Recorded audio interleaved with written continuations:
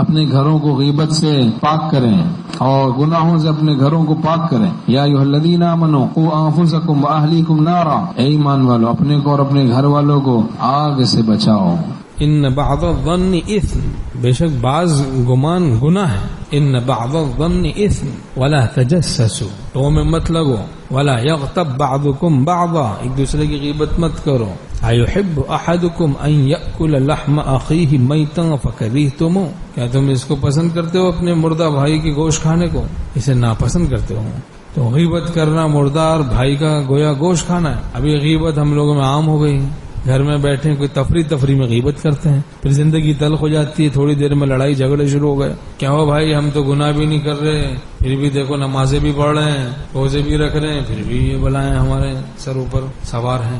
ومن اعرض عن ذکری فان له معیشۃ ضنکا، اللہ تعالیٰ فرماتے ہیں جو ہماری یاد سے اعراض کرے گا اس کی زندگی تلخ کر دی جائے گی. خوابوں میں بھی ڈھونڈو گے تو راحت نہ ملے گی جب تک کہ گناہوں سے حفاظت نہ ملے گی. شخصی تبصرہ بڑا خطرناک ہے. کسی خاص شخص کا تبصرہ جب شروع ہوتا ہے تو بھلائی سے اکثر شروع ہوتا ہے، برائی پہ جا کے ختم ہوتا ہے. تو شخصی تبصرے سے بچنا چاہیے.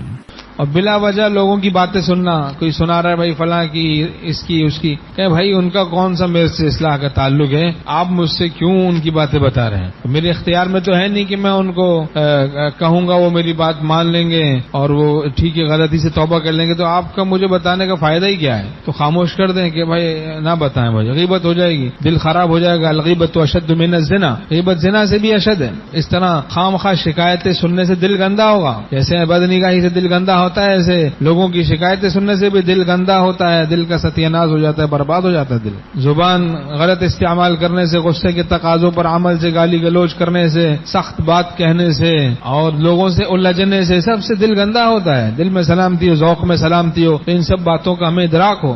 حدیث شریف میں ہے الغیبت اشد من الزنا، غیبت زنا سے بھی اشد ہے. اب غیبت سے بچنا ہے. بس بیٹھے ہیں گھر میں بک بک بک بک بک بک کرتے رہتے ہیں، غیبتیں کرتے رہتے ہیں. غیبت زنا سے بھی اشد ہے. غیبت کسی شخص کی ایسی بات کا ذکر کرنا جو اس کے سامنے کی جائے تو اس کو بری لگے، یہ غیبت ہے. تبصرے اہل اللہ پر تبصرے، دل بالکل خالی اور ظلمت ہی ظلمت بھری ہے.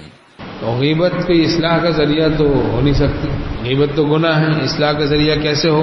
یہ تو عداوت کا ذریعہ بن جاتی ہے غیبت. تو غیبتیں کرنے سے اصلاح نہیں ہوگی. اگر واقعی بہت ہی ہمدردی ہے تو ہم اس کی غیبت کیوں کریں؟ اس کو اکیلے میں ادب کے ساتھ عرض کر دیں.